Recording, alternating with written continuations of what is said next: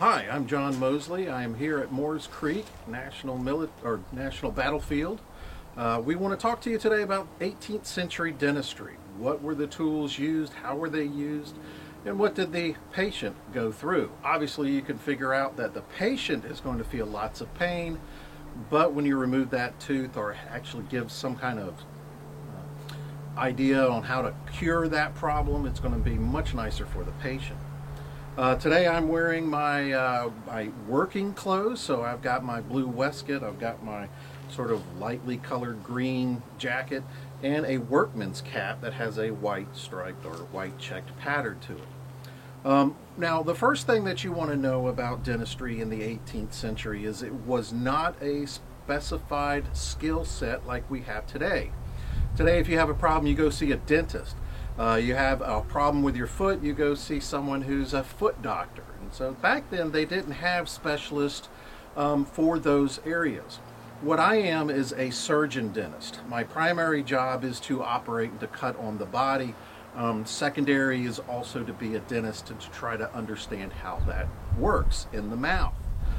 So the big issue is what I want to do for you is to try to give you something that you can actually use to prevent major problems. Now today, not everybody carries one, but in the 18th century, most people would actually carry a bone or horn or a quill toothpick, and that was to actually get food debris from between the teeth and actually allow you to keep your teeth clean.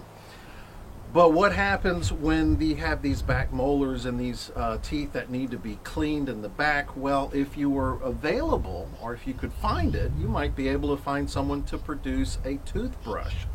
Now today toothbrushes are very easy to find, but back then this had to be handmade.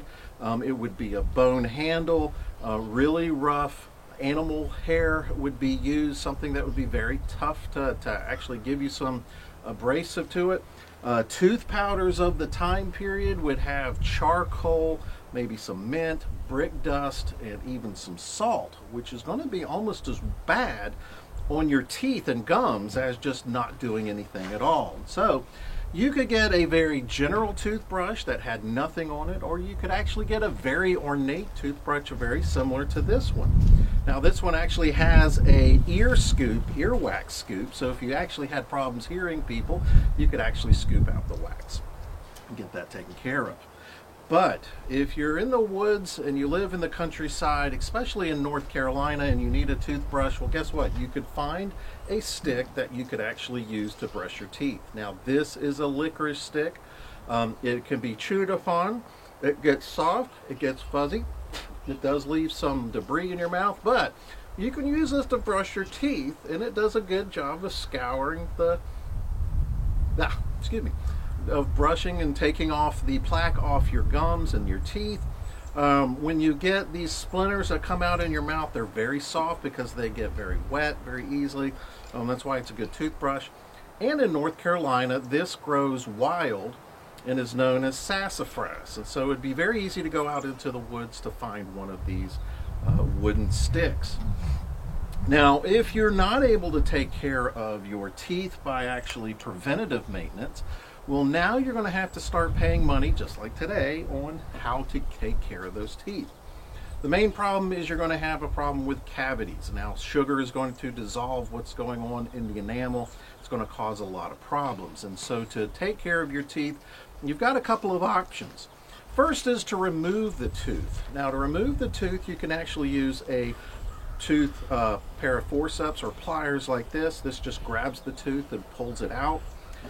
Or you've actually got this, which is a tooth key, and what that does, it goes over top of the tooth, and then when you pull or twist on this, you actually get a physical science opportunity where you get to learn about fulcrums and pressure, and you pop the tooth out of the jaw. And that's if everything goes right. Now, what happens if you have, say, a cavity and you want to keep the tooth in there? Well, then we can do what they call today a root canal. We take a wire or we take something that can be very hot and get it orange, and you actually apply that to the tooth and you burn the root or the nerves out of that root. Now, once that cavity and once that problem is gone, You can then actually go back and try to fill that cavity with whatever you have. Now, most commonly used would be lead, your regular lead musket ball. You would actually get that to the point where you could actually get that into that hole and actually make sure that you could pack it down tight enough to seal that tooth up. Now, the big problem with lead, obviously, is you get lead poisoning into your body, and it poisons the body. So you don't want to use lead if at all possible. The French, Pierre Fauchard, actually said tin was the most common and most preferred method to actually take care of your teeth. But if you've got coins, silver and gold in your hand, you might be able to scrape some of the gold and some of the silver off and actually use that for a cavity packing as well. But then again, not everybody's going to have gold in their pocket or silver in their pocket.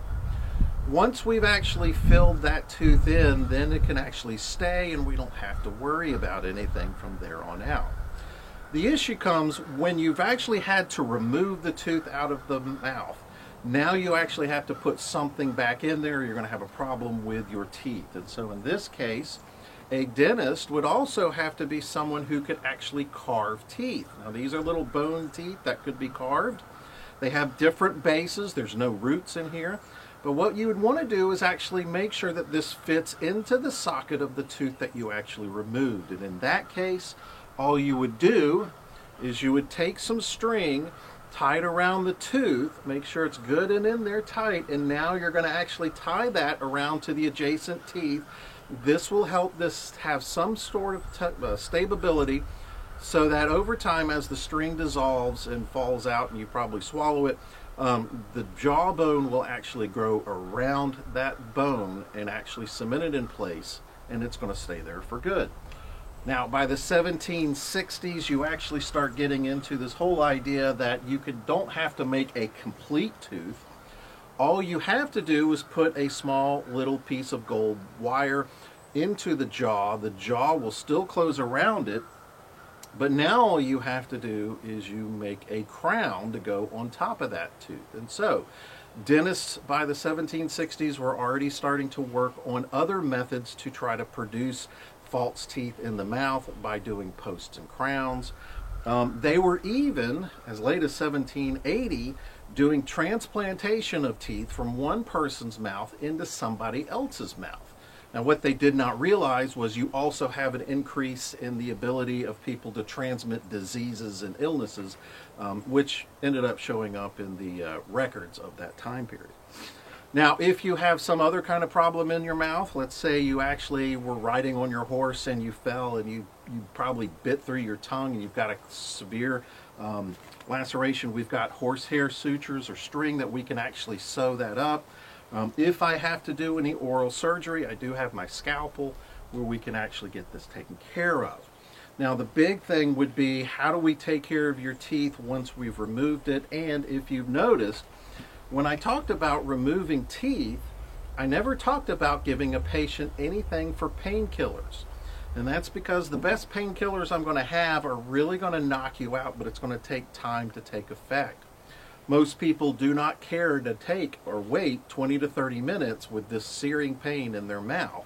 And the best thing I could probably give you would be laudanum, which is gum opium dissolved in alcohol. It takes about 20 minutes for it to take effect. It's a respiratory suppressant. So it tells your mind, stop breathing. And so it's very hard to diagnose or dose you with the correct amount to make you easier to work with. And so what we would do is just sort of leave that around.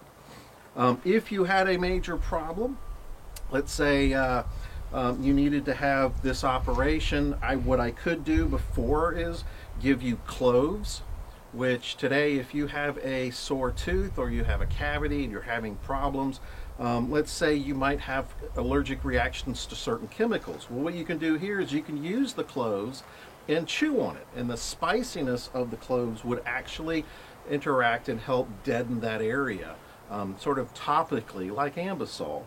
Or you can actually take olive oil and cloves and make it into a liquid, and now all you have to do is apply that to your finger and you apply it to the special area. These used to be seen or passed out in emergency dental kits because people are not going to have allergic reactions to any of the ingredients. It's only 2 ingredients: olive oil close. Now, if you had other issues in the mouth, that would be one of the things I would want to study, would be, let's say you have ulcers in your mouth. Well, what I'm going to do is I'm going to give you a treatment of myrrh. Now, this is myrrh, which is a tree sap from the Middle East, with some alcohol, and you're going to use this to swish around your mouth, and that's actually going to take care of any problems that you have with these ulcers, and it'll help heal them faster. And that would be some of the stuff that we could actually do. Now, if you don't want to actually replace the tooth right immediately, what I can do is I do have a little bit of honey that I can actually set out and get it a little bit harder and stick that into that what they call dry socket, which is where that tooth actually used to be. All in all, dentistry today is much nicer, so you should thank your dentist that he doesn't have tools like these and that he actually has stuff to actually give you to help you with the pain and to help analyze what your problem is and how to fix it before it gets to any major thing. Thank you very much.